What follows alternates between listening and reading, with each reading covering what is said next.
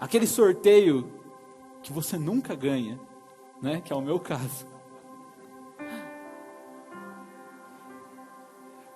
Só um parênteses, gente. Eu sou a pessoa, isso é assim, a história real, tá?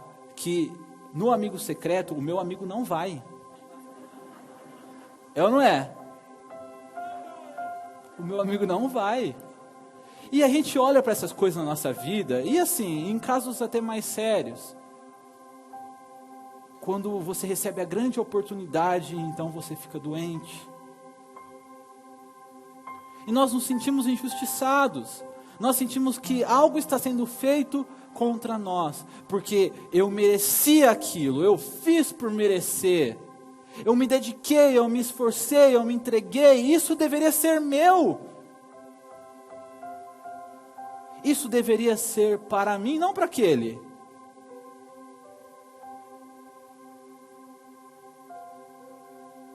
E quando nós não recebemos, e até pior, quando nós vemos o outro receber, então a gente volta a ser aquela criança mimada, que bate o pé e faz agora tudo dali para frente de cara feia, de cara emburrada.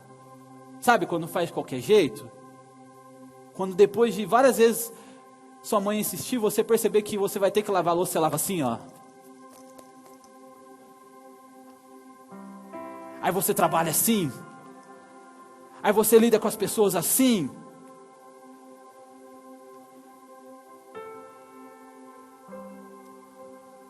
E acontece que muitas vezes esse nosso comportamento, ele não é só diante das pessoas, mas diante de Deus.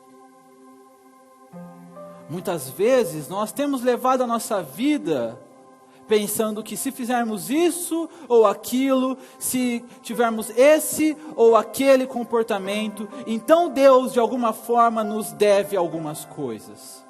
Se eu fizer o que Ele espera, Ele fará o que eu espero. E nós então passamos a ter uma vida de conduta rígida, onde nós procuramos acertar o máximo possível a vontade de Deus, aquilo que Deus se agrada, para que então possamos olhar para Deus e falar: Senhor, eu fiz, agora é a tua vez.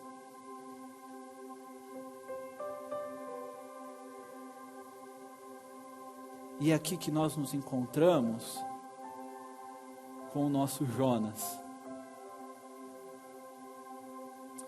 Sabe por quê? Porque Jonas, ele nos mostra que existem duas formas de nós fugirmos de Deus. Existem duas formas de nós estarmos longe de Deus. A primeira forma eu falei na outra semana, que é quando nós tomamos as coisas da nossa vida, falamos: Deus, obrigado, eu estou indo embora, eu vou fazer do meu jeito. E nós caímos então em toda a distância, em toda a imoralidade, em todo tipo de pecado dos piores tipos possíveis. Que foi o que Jonas fez. Deus mandou ele para um lado, ele foi para o outro. Ele se distanciou de Deus e cometeu tudo aquilo que ele queria, de acordo com a sua vontade. E apesar de essa ser uma das formas de se estar perdido, de estar longe de Deus, Jonas nos mostra que essa não é a única. Jonas, depois que é colocado de volta na praia, ele foge de Deus, mas agora de outra forma. Ele foge de Deus agora, fazendo aquilo que Deus espera que ele faça, para ter de Deus aquilo que Ele quer que Deus faça. Gostaria que você abrisse sua Bíblia comigo em Jonas, no capítulo 3, no versículo 1.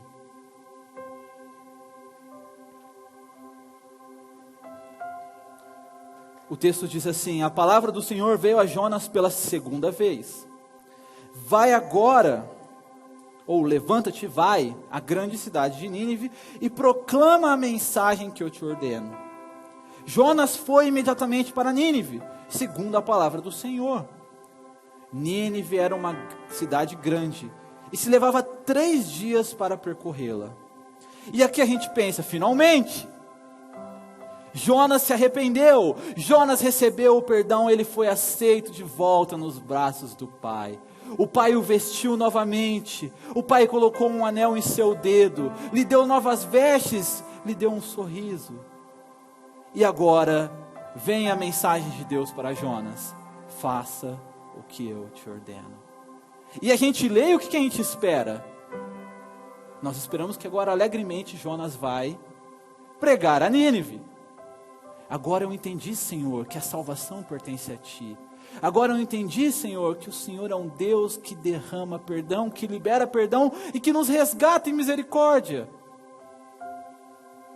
E por isso eu vou agir assim, com aquele povo tão perdido e tão distante como eu estava. Mas é isso que Jonas faz. Olha a mensagem de Jonas no versículo 4. Jonas começou a percorrer a cidade por um dia clamando: Nínive será destruída daqui a 40 dias. Isso.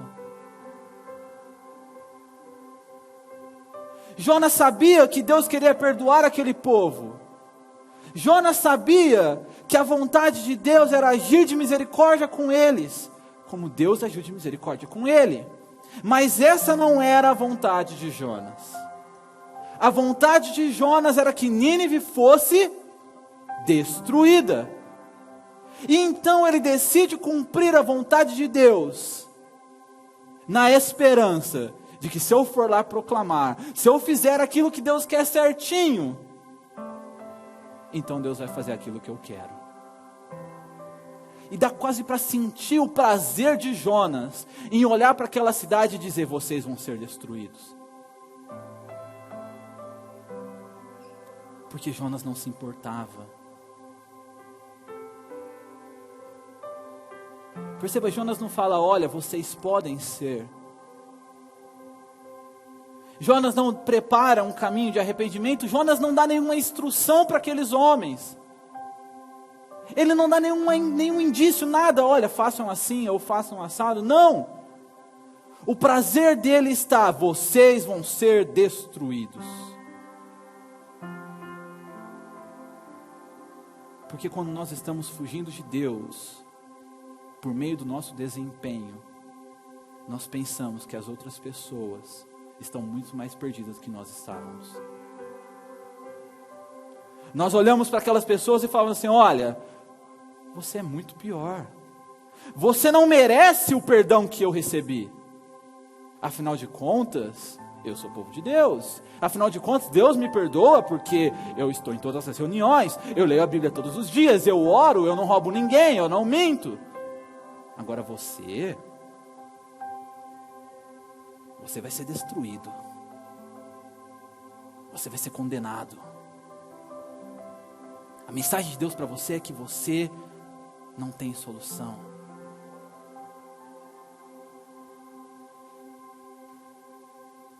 Quando nós estamos perdidos em nossa religiosidade, quando nós estamos afundados em nosso desempenho, nós achamos que tudo que nós fazemos é tão bom, e que todo o perdão que nós merecemos é pouco, mas que tudo que o outro faz é tão ruim, e que todo juízo é insuficiente. Eles merecem pior.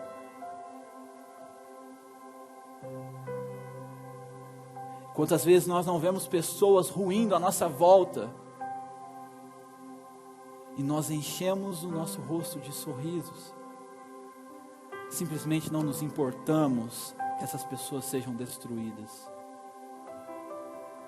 Tudo que nós queremos é: vou fazer aquilo que Deus espera, para Deus fazer aquilo que eu quero. O grande desejo de Jonas era que Nínive fosse destruída. E ele cumpria a vontade de Deus, não para que Deus fosse glorificado, mas para que Deus fizesse o que ele queria. Mas para a surpresa de Jonas, e para nossa, Deus decide agir com graça com aquele povo. No versículo 5 a gente vê: os habitantes de Nínive creram em Deus e decretaram um jejum, e vestiram-se de pano de saco, do mais rico ao mais pobre. A notícia também chegou ao rei de Nínive, e ele se levantou do trono, e tirando o manto, cobriu-se de pano de saco, e sentou-se sobre cinzas. Então fez uma proclamação e a publicou em Nínive por decreto do rei e dos seus nobres, que nem homens, nem animais, nem bois, nem ovelhas provem coisa alguma, não comam e nem bebam água, mas sejam cobertos de pano de saco, tanto os homens como os animais, e clamem com fervor a Deus, e cada um se converta de seu mau caminho e da violência de suas mãos. Talvez Deus se volte, arrependa-se e afaste o furor da sua ira, de modo que não morramos. E Deus viu o que eles fizeram, como se converteram do seu mau caminho. Então arrependeu-se do castigo que lhes enviaria, e não o executou. Apesar da mensagem irada de Jonas, apesar da alegria de Jonas em pregar a destruição daquele povo, aquele povo se converte das suas más obras. E o texto não é claro o suficiente para dizer se essa foi uma conversão do coração, parece mais uma transformação social, mas foi suficiente para que Deus afastasse a sua ira. Foi suficiente para que Deus não destruísse todos ali. E o que é que nós esperamos de Jonas então?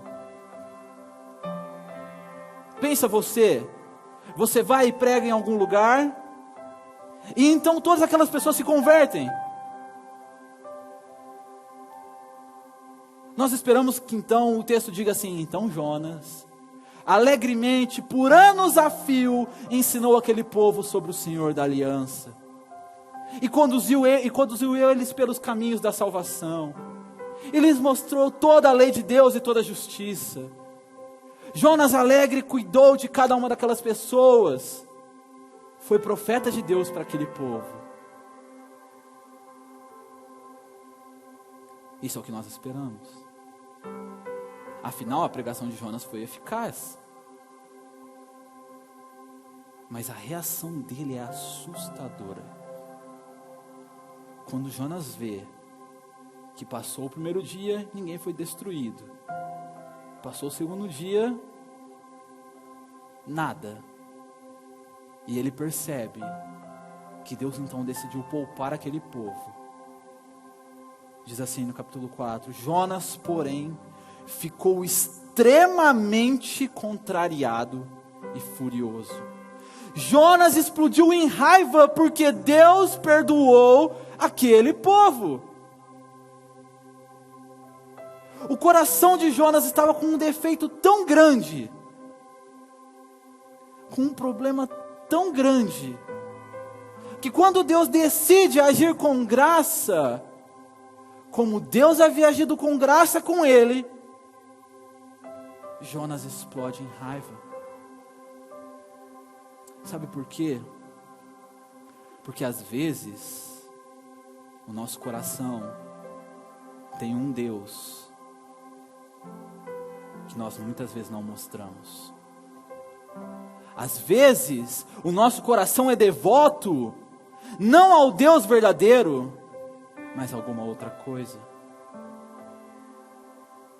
No caso de Jonas, a devoção dele era a sua pátria. Toda vez que Deus o mandava profetizar para o seu povo, que o seu povo iria prosperar, que teriam avanços militares, Jonas se alegrava, e servir a Deus era uma boa coisa.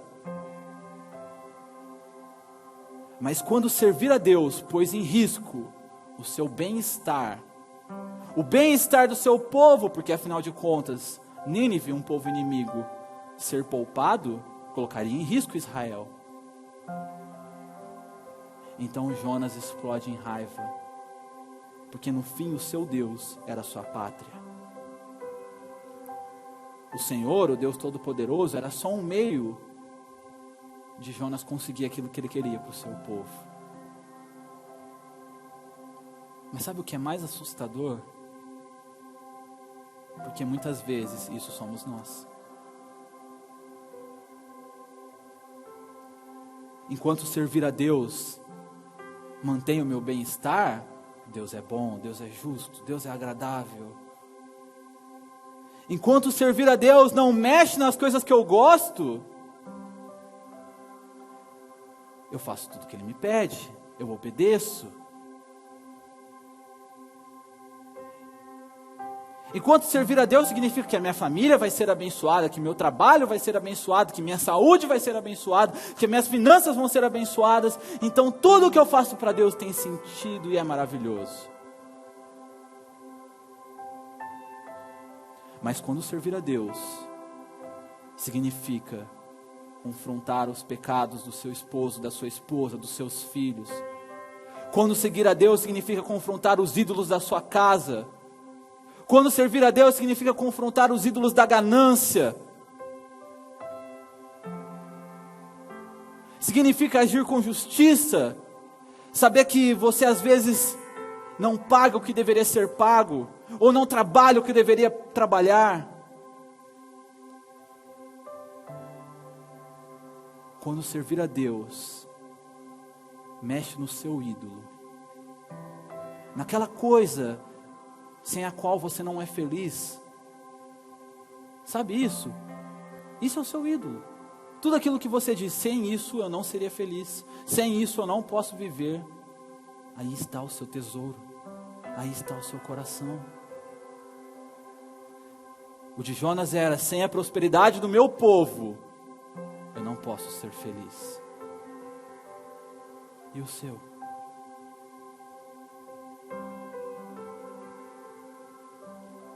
Como aquele filho mais velho, na parábola do filho pródigo,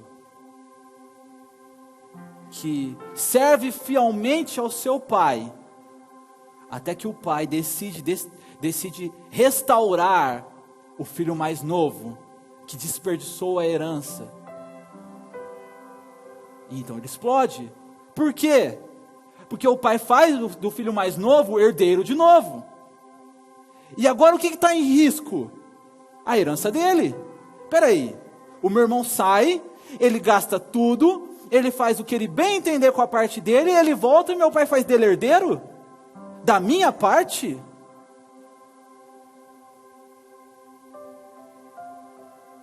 O filho mais velho estava tão preocupado com a herança quanto o filho mais novo. Ninguém se importava com o pai. Da mesma forma nós. Quando nós explodimos em raiva, porque Deus fez algo que nós não queríamos. Porque Deus abençoou aquela pessoa que você não queria. Porque Deus perdoou e esbanjou graça com aquele que é pior que você. Como pode? Ele fez tanta coisa.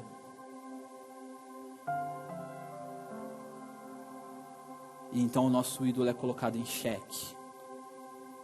Como foi o ídolo de Jonas. E nós explodimos. E então servir a Deus não é mais agradável. Mas fica pior. Fica pior porque no versículo 2, Jonas ora ao Senhor. E como é perigosa a oração de alguém que tem ídolos. Ele diz: ah, Senhor, não foi isso que eu disse quando ainda estava na minha terra? Por isso é que fugi depressa para Tarsis, pois sabia que és Deus compassivo e misericordioso, paciente e cheio de amor, e que te arrependes do mal. Sabe o que Jonas está fazendo aqui? Sabe qual foi a audácia de Jonas? Jonas pegou a Bíblia e citou para Deus. Jonas está citando aqui para Deus, Êxodo 34, versículo 6.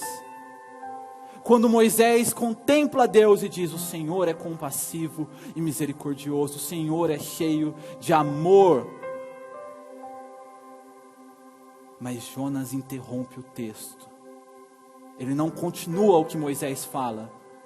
Porque no versículo 7 de Êxodo 34, Moisés diz: o Senhor não considera inocente quem é culpado. Vocês percebem o que Jonas está fazendo? Ele está falando assim para Deus: ah, Deus, eu achei que o Senhor era aquele lá que se mostrou para Moisés, que não considerava inocente quem é culpado. Mas não, eu devia estar enganado. Aquele Deus e esse Deus que está me tratando aqui são dois. Porque esse aqui agiu com misericórdia, mas não agiu com justiça. Olha a audácia de Jonas em citar para Deus, o próprio Deus, numa tentativa desesperada de fazer com que Deus se dobrasse e fizesse a vontade dele. Sabe quem é outra pessoa que fez isso na Bíblia? Sabe quem é outra pessoa que citou a palavra de Deus para o próprio Deus na Bíblia? O diabo. Foi o diabo que citou a Bíblia para Jesus. E quantas vezes não é isso que nós fazemos? Se tu és Deus, esse aqui não é você, por que você não está fazendo isso para mim?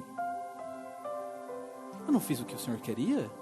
Eu não agi da forma que o Senhor esperava? Eu não fui bom, reto, justo? E então nós pegamos textos, cortamos, recortamos, nós torcemos e temos coragem de nos voltarmos para Deus e dizer: afinal, esse não é o Senhor?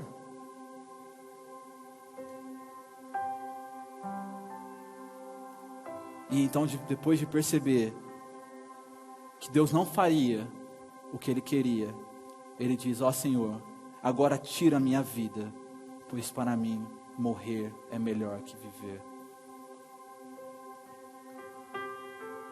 E pode ser que você nunca tenha dito isso, mas pode ser que agora você esteja sentindo isso. Talvez você veio para cá sentindo isso. Senhor, se não for para ser assim, se não for para ser desse jeito, do jeito que eu quero, do jeito que eu gosto, do jeito que eu espero, então é melhor eu nem estar aqui. Se não for para ser dessa forma, Deus, se não for para ser nos meus termos, o que mais que eu preciso fazer? Eu já fiz tudo que o Senhor queria, eu cumpri a tabelinha.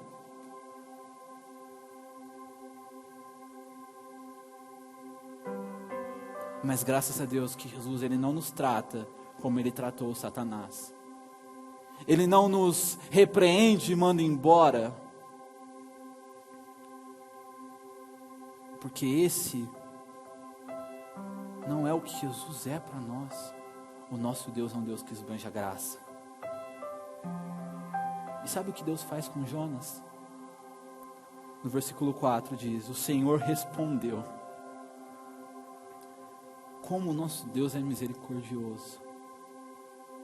Jonas acabou de insultar a Deus com as palavras do próprio Deus. Ele pediu para si a morte. Ele agiu como um filho explosivo e mimado. Eu não sei se você já lidou com alguém assim, que é alguém que vem explodindo. O que você faz? Você responde essa pessoa? Se você é uma pessoa que pensa um pouquinho mais, o que você faz? Olha, vai embora, depois a gente conversa. Eu não tenho cabeça para falar com você agora. Vai para o seu canto. Mas o nosso Deus não é assim. O nosso Deus é um Deus de graça. E de forma mansa Ele responde a Jonas. Ele diz assim: é razoável essa tua ira? Deus está perguntando para Jonas. Deus sabia a resposta. Mas Ele faz isso para nos ensinar. Ele faz isso porque Ele quer nos ouvir. Ele quer te fazer pensar. Será que é justo toda essa tua raiva? Será que vale? Então Deus começa a ensinar Jonas. Jonas saiu da cidade e sentou-se ao oriente dela. Olha Jonas sentando na beira da cidade para ver se Deus ia destruir ela. Ali armou uma tenda e sentou-se debaixo dela, à sombra, até ver o que aconteceria com a cidade. Ele ainda tem esperança de que Deus ia destruir aquele povo. O Senhor Deus fez crescer uma planta acima de Jonas, para que lhe fizesse sombra sobre a cabeça, a fim de livrá-lo do seu incômodo. E Jonas ficou muito contente por causa da planta. Perceba. Jonas estava explodindo de raiva, pedindo a morte. Mas então, Deus começa a cuidar dele. E Jonas começa a se alegrar. A Bíblia diz que ele ficou muito contente. Ele estava satisfeito. Talvez ele pensou, olha, finalmente o Senhor começou a entender o que eu quero.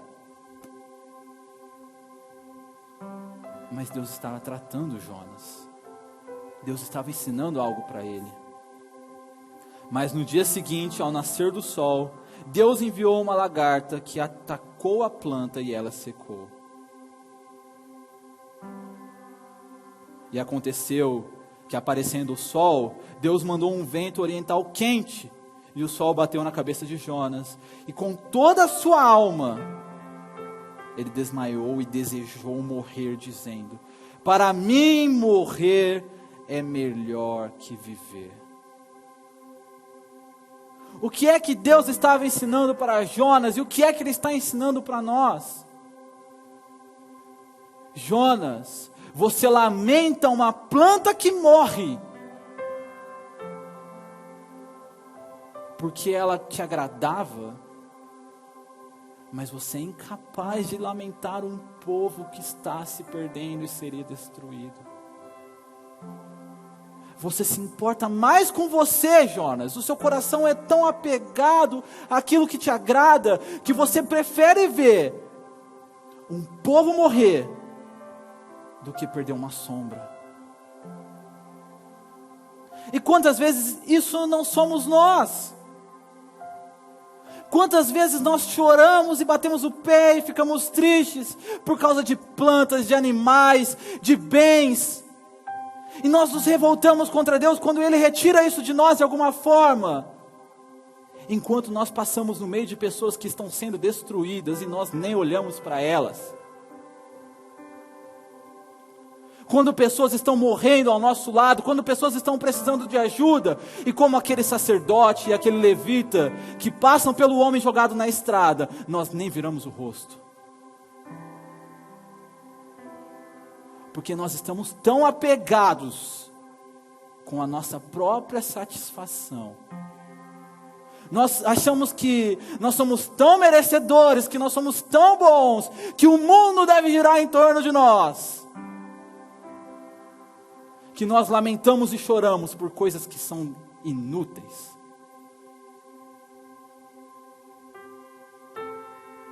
Enquanto do nosso lado, nós esbravejamos quando vemos Deus agir na vida de outro.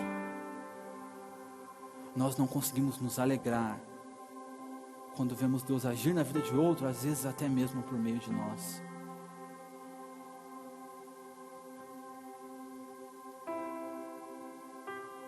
Porque muitas vezes, como aquele filho mais velho, nós achamos que o pai nos deve pelo serviço que nós temos prestado. Porque muitas vezes nós não estamos fugindo de Deus em imoralidades. Nós estamos fugindo de Deus por meio daquelas próprias coisas que Deus pede que nós façamos.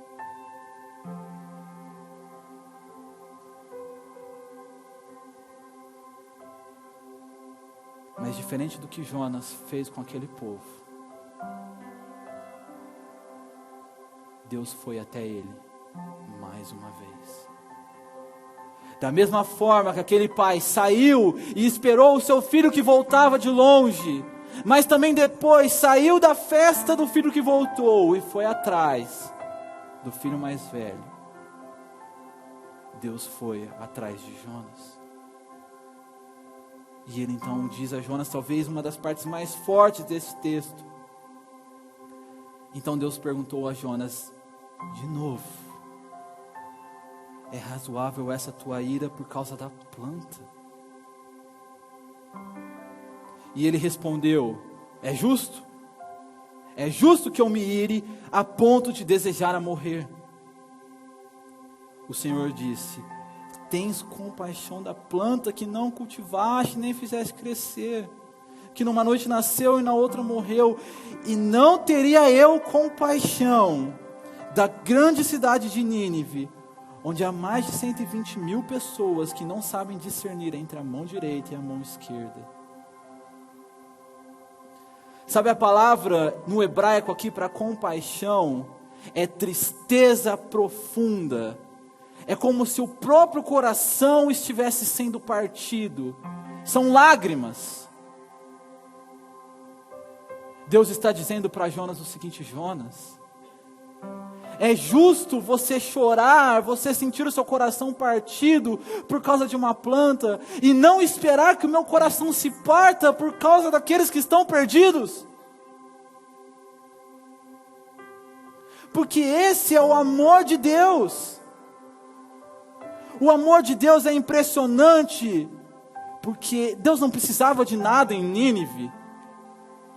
Os ninivitas não tinham nada para entregar a Ele, e as pessoas não têm nada para entregar a Deus, e nós não temos nada para oferecer a Ele, mas mesmo assim Ele nos ama, e nos ama de modo tão profundo, que é como se o coração dele estivesse partido e chorasse. É assim que Deus ama, é assim que o Pai vai ao encontro daqueles que estão perdidos, é assim que Ele vem ao teu encontro hoje. É assim que Ele chega até você hoje. Essa é a grandeza do amor de Deus. Esse é o tamanho da sua graça. Deus não está dizendo que eles não eram culpados. Eles eram, por isso eles precisaram de perdão. Deus está dizendo que eles estavam tão perdidos que eles não conseguiam nem mais discernir o tamanho, o horror que eles praticavam. E por isso Ele se compadece. Porque esse é o amor do nosso Deus.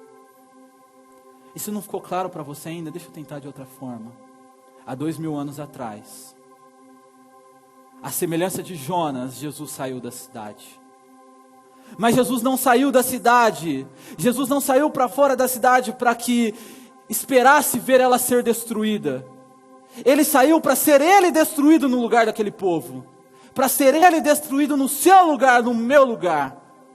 Há 2000 anos atrás, Ele não armou uma tenda para ver o espetáculo da destruição dos outros. Ele foi colocado sobre uma cruz para ser o espetáculo da glória de Deus.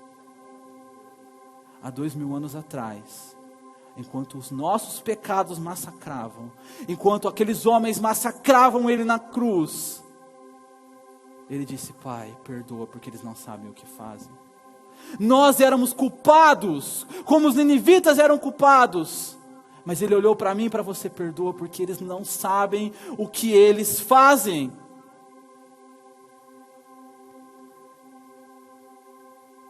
Esse é o tamanho do amor de Deus. E Ele te olha hoje e fala assim: filho,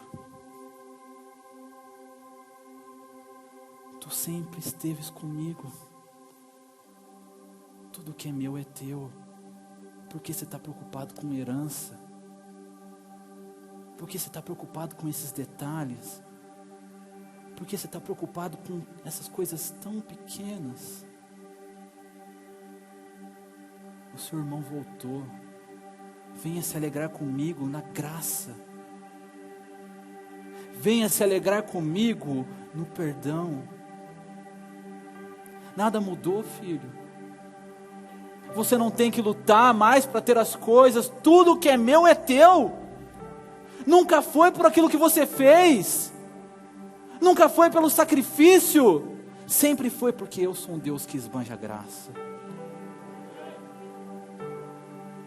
Você sempre esteve comigo. Participa da minha alegria. Esquece o seu desempenho. Para de tentar me curvar à tua vontade. Eu sou justo e eu já resolvi o pecado na cruz. Agora saboreia da minha alegria, saboreia da minha graça. Porque eu sou o Deus que esbanja graça sobre você. E como busquei teu irmão, eu venho e te busco e te trago de volta. Amém? Você pode ficar de pé no seu lugar.